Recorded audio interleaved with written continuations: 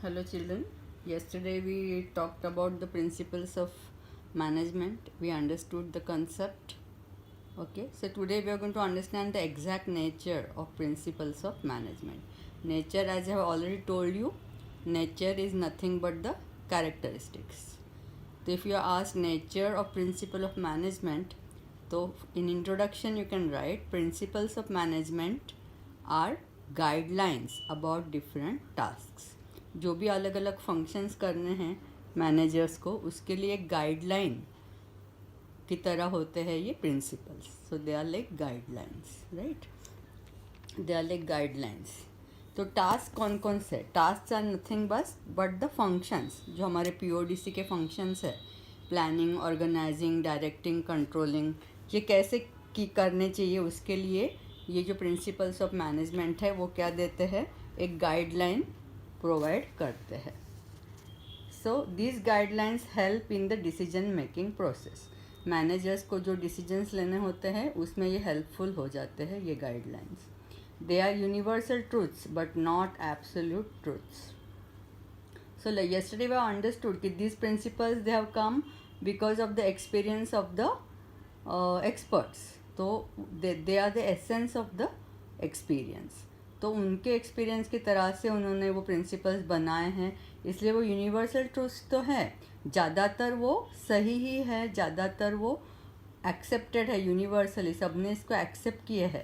But फिर भी क्या बोलेंगे, they are not absolute truths, क्योंकि ये जो प्रिंसिपल्स बनाए हैं ये कभी कभी ऐसी कोई परिस्थिति होगी जैसे कि अभी परिस्थिति है, राइट. अभी देखो क्या है, कोरोना वायरस की वजह से everybody is working from home. Otherwise under normal circumstances working from home was not possible for everybody and for so many days, तो इट वॉज नेवर अलाउड. तो during this time now the principles are changing because the circumstances have changed. इसलिए ये कभी भी absolute truth नहीं होते, मतलब बस उसके जैसा ही करना है ऐसा नहीं.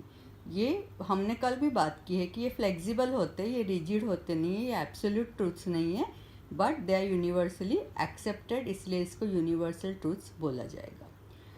There can be rule of exception, जैसे कि आज की सिचुएशन है जिसके बारे में कभी किसी ने सोचा नहीं था कि वर्ल्ड ओवर ऐसा एक प्रॉब्लम आ जाएगा.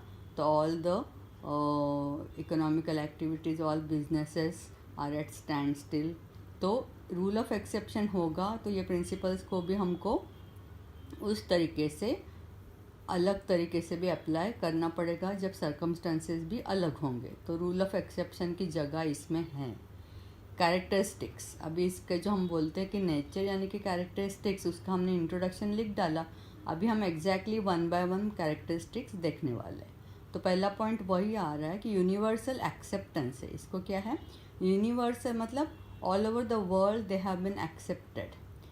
Wherever collective human activity, collective यानी कि बहुत लोग एक साथ काम कर रहे होंगे, तो wherever collective human efforts are needed these principles can be applied. एक इंसान काम कर रहा, वहाँ पे इनका कोई मैनेजमेंट का कोई रोल नहीं होता. एक इंसान काम कर रहा है तो जब कलेक्टिव ह्यूमन एफर्ट होगा तो वहाँ पे these principles can be applied. So they are useful in most business units and have universal acceptance, right. अभी इसको जब आप इम्प्लीमेंटेशन के टाइम जब आप इसको अप्लाई करते हो, उसी को क्या बोला जाता है, टेक्निक. टेक्निक यानी कि स्टेप्स और मेथड. जो भी आप स्टेप्स और मेथड अप्लाई करते हो फॉर अचीविंग ऑब्जेक्टिव, उसी को क्या बोला जाता है, technique. Technique is the steps taken to achieve objective. तो ये टेक्निक ऑफ इम्प्लीमेंटेशन में चेंज अलग अलग होगा. टेक्निक मैनेजर टू मैनेजर, कल भी हमने बात की थी कि कैसे होगा वो टेक्निक, अलग अलग होगा. क्यों? क्योंकि यूनिट्स अलग अलग होते हैं ना. यूनिट्स की साइज़, टाइप, फॉर्म जो होते हैं बिजनेस एक्टिविटी के, वो अलग अलग होते हैं, इसलिए इसके टेक्निक भी सिमिलर रहेंगे नहीं, वो अलग अलग होंगे, राइट.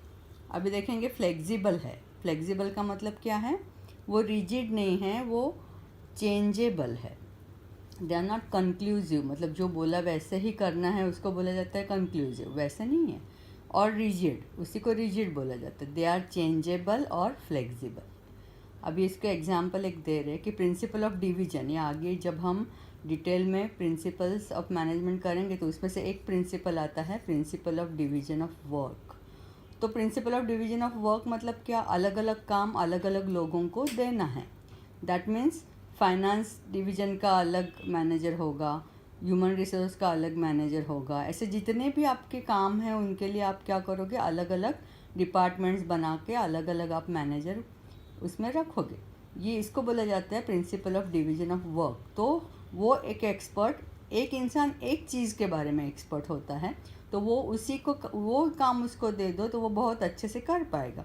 ये principal of division of work it में बी अप्लाइड यूनिफॉर्मली, मतलब हर काम के लिए अलग, उसको यूनिफॉर्म बोला जाता है इन लार्ज यूनिट्स, क्योंकि जितने मैनेजर्स रखोगे उतना क्या देना पड़ता है, सैलरी देनी पड़ती है, तो एक्सपेंसिव हो जाता है। तो लार्ज यूनिट्स के लिए ये अच्छी तरीके से ये प्रिंसिपल अप्लाई करना पॉसिबल है, but in small units same proportion में division of labour, division of work may not be possible because there few managers will be there, because it's a small unit, they cannot afford so many managers, so maybe one manager will be looking after 2 or 3 things. So वो इसीलिए बोले जाते हैं कि ये flexible है, looking at your need you need to apply them accordingly, so they are flexible, they are not rigid. And next is general guideline. ये क्या है, ये एक जनरल गाइडलाइन देते हैं, इसको एक कंक्लूसिव नहीं समझना है। फ्रेडरिक टेलर से लेके हेनरी फॉयल जैसे बहुत सारे एक्सपर्ट्स ने एक इम्पॉर्टेंट रोल निभाया है ये प्रिंसिपल को डेवलप करने में, राइट। तो from Frederick Taylor to Henri Fayol many experts played important role in giving this principles या रेंडरिंग दिस प्रिंसिपल्स। एक दूसरा एक्सपर्ट है हैरोल्ड क्नूट्स, उसने तो बोला है कि ये जो मैनेजमेंट की आइडियोलॉजी है उसको उसने जंगल बोला है। अभी आज के दिन में ये अभी अपने को एकदम सही लगता है कि कैसे जंगल की तरह मैनेज करना कितना मुश्किल हो रहा है। Now see according to the work that you are doing the things always change.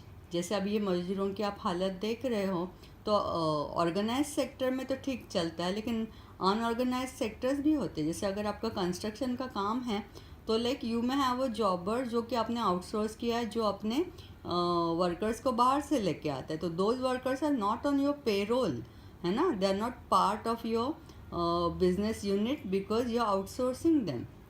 तो उनकी ठीक से फिर आप केयर नहीं ले पाते हो। अभी उनका कितना प्रॉब्लम चल रहा है, सबके सब खाना पीना कुछ उनको सब यही बंद है, सब बिजनेस एक्टिविटी बंद है। तो ऐसे जो आउटसोर्स वाले होते हैं उनकी तो बहुत मुश्किल है, क्योंकि उनको कोई काम ही नहीं मिल रहा है। जो पेरोल पे होते हैं उनको तो फिर भी the company is going to pay whatever they can. So इसीलिए इसको जंगल भी बोला जाता है। So it is a result of experience. ये जो प्रिंसिपल्स है, ये जनरल गाइडलाइंस है, they are the result of experience. Every unit में have different situations and different problems. जैसे आईटी वाले हैं तो वो घर से काम कर पाएंगे तो उनको इतने प्रॉब्लम नहीं है। जैसे अभी टीचर्स हैं उनको भी इतना इजी टास्क नहीं है। तो स्कूल के डिफरेंट प्रॉब्लम्स है, हर जो आपका काम है उसके अकॉर्डिंग। अभी हॉस्पिटल वालों को तो अभी घर पे बिठा ही नहीं सकते, तो बहुत ज़्यादा प्रॉब्लम है, उनको तो रोज़ ही जाना पड़ रहा है, तो they have become the new gods. तो इसलिए बोला जाएगा कि every business will have different situations and different problems. तो ये एक तरीके से अप्लाई नहीं किए जा सकते हैं, उसमें से सिर्फ जनरल गाइडलाइन लेनी है। तो उनको तो वर्क फ्रॉम होम अभी पॉसिबल ही नहीं है, उनको तो वहाँ होना ही ज़रूरी है। किसकी बात कर रही हूँ मैं, जो अपने नर्सेस है, डॉक्टर्स है, जो अपने हॉस्पिटल स्टाफ है, उनको तो एकदम ही अभी ये टाइम पे उनके लिए अलग सिचुएशन है, तो उनको तो वहाँ होना बहुत ज़रूरी है, उनका इसेंशियल काम आ गया। पुलिस डिपार्टमेंट आप देख लो, है ना। तो कोई कोई तो प्राइवेट हॉस्पिटल्स भी होते हैं, गवर्नमेंट के भी हॉस्पिटल्स होते हैं। तो ये सब जगह पे अलग अलग तरीके से, लेकिन मैनेजमेंट तो वहाँ पे ज़रूरी है ना।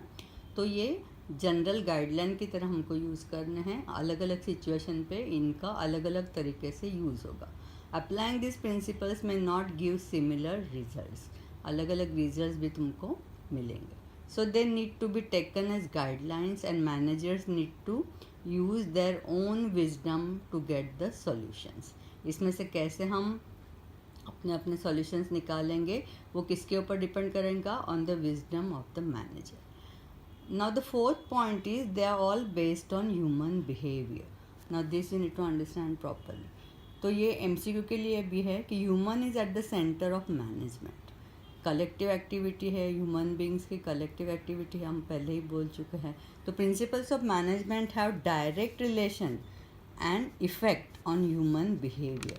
ये जब आप प्रिंसिपल ऑफ मैनेजमेंट अप्लाई करते हो तो किसके ऊपर उसका इफेक्ट होता है, ऑन ह्यूमन बिहेवियर. तो हम क्या चाहते हैं कि ऐसा इफेक्ट हो कि मैक्सिमम कोऑपरेशन आए और achievement of objective should become easy. But ये जो ह्यूमन बिहेवियर है ना, it is a psychological phenomena. ये क्या है, साइकोलॉजिकल फिनोमिना. हर एक का जो सोचना है वो सेम नहीं होता. जैसे बिजनेस यूनिट अलग अलग होते हैं, वैसे each and every human being has a different psychology according to his background, according to his upbringing. तो जैसे एक आप किसी को you want to give encouragement, तो दो लोगों को एक ही चीज़ से एनकरेजमेंट मिल जाएगा ये कोई ज़रूरी नहीं है. किसी किसी को क्या होता है, थोड़ा एक्स्ट्रा इंसेंटिव पैसे के रूप में देने से एनकरेजमेंट मिल जाता है. लेकिन किसी किसी को बचपन से पैसे का प्रॉब्लम ही नहीं रहा, तो उसको कभी किसी ने उसकी सपोज़ घर में उसकी ऐसी बैकग्राउंड है कि माँ बाप ने कभी उसके लिए अच्छा ही ना बोला हो, तो उसको एक गुड वर्ड ऑफ प्रेज में वर्क एज एनकरेजमेंट. इसलिए इसमें साइकोलॉजिकल फिनोमेना बड़ा ही काम करता है, इसलिए उसको बहुत ही ध्यान से अप्लाई करना पड़ता है. तो human behaviour is psychological phenomenon which should be considered while implementing these principles. तो ये पॉइंट को कभी भी भूलना नहीं है कि human beings are at the centre. उनका कभी भी इंसल्ट करोगे तो बहुत ही क्या हो जाता है, प्रॉब्लम हो जाता है, महाभारत खड़े हो जाते हैं.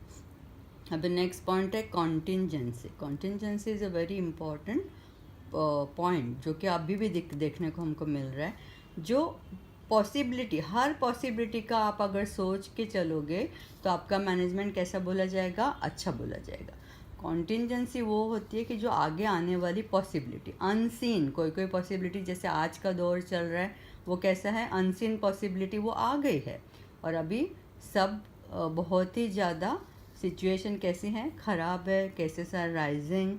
तो ऐसी पॉसिबिलिटी के बारे में भी अगर आपने एज अ मैनेजर सोचा होगा तो आपको क्या करना पड़ता है, तो वहाँ पे आपको इस चीज़ का भी ध्यान रखना है. कॉन्टिंजेंसी और unavoidable situations must be considered because they can arise.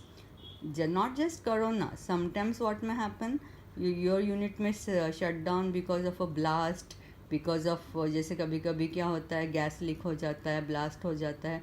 तो ऐसे टाइम पे भी आपको क्या करना पड़ता है, प्रोडक्शन रुक जाएगा अगर कोई ब्लास्ट वस्ट हो गया, फैक्ट्री का काम रुक जाएगा. लेकिन ह्यूमन एंगल को भूलोगे नहीं ना आप, तो आपको जो आपके लोग हैं उनको क्या देना पड़ेगा, सैलरी तो देनी पड़ेगी ना. It is not their fault.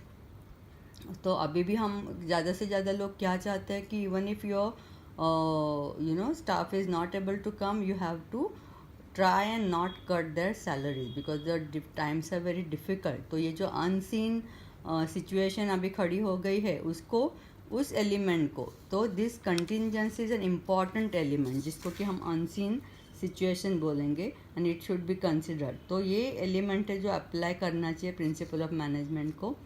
अभी इसका एग्जाम्पल देते हैं, need to pay appropriate and reasonable या fair wages in all circumstances. ये एक प्रिंसिपल भी है जिसको बोला जाता है principle of fair remuneration to personal. Principle of personal एक होता है जिसमें फेयर रेम्यूनरेशन की बात की जाती है. तो ये बड़ा इम्पॉर्टेंट है, अदरवाइज़ क्या होगा, आपके जो लेबर है उसका आप पर से विश्वास उड़ जाएगा और वो लेबर टर्नओवर बढ़ेगा, यानी कि आपकी कंपनी पे विश्वास उड़ जाएगा तो वापस काम करने आएंगे नहीं. इसकी बदले आपने अगर कंटिंजेंसी का सोचा होगा, अनसीन पॉसिबिलिटी के बारे में सोचा होगा और आपका जो भी प्रॉफिट है उसमें से एक हिस्सा आपने इसके लिए बचा के रखा होगा, तो ऐसे टाइम पे भी आप उनको काम पर से निकालोगे नहीं, आप उनका सैलरी जितना हो सके आप कट करोगे नहीं. तो उनका क्या बढ़ेगा, आपकी कंपनी में बहुत ज़्यादा विश्वास बढ़ेगा. कभी भी वो आपकी कंपनी छोड़ के जाने वाले नहीं हैं, मतलब लेबर टर्नओवर बिल्कुल आएगा नहीं. आज की सिचुएशन में ये जो कंटिजेंसी जिसने सोचा होगा, बड़ी बड़ी कंपनीज ये कर पाएंगे. Otherwise what is going to happen, most of the people are going to you know बहुत सारे लोगों की नौकरियां चली जाने वाली है. People are going to lose their jobs, and as a result of that they are not going to have that kind of loyalty to the company again. If you call them again, they may not come to you. तो ये labour turnover तो आपका बढ़ ही जाने वाला है. इसलिए जो कंटिजेंसी का जो पॉइंट है बड़ा इम्पॉर्टेंट है. अनसीन पॉसिबिलिटी के बारे में सोचो, उसके लिए भी अलग से कुछ आप तजवीज़ करके रखो. You have to do something about it, you have to think about it in advance, and then you can take care of that situation very well. So provisions for the same should be there in adverse possibility. अभी जो adverse possibility चल रही है ऐसे कई तरह की होती है. तो adverse possibility में क्या करेंगे उसकी प्रोविज़न पहले से ही सोच के करके रखनी चाहिए. That is also one characteristic of principles of management.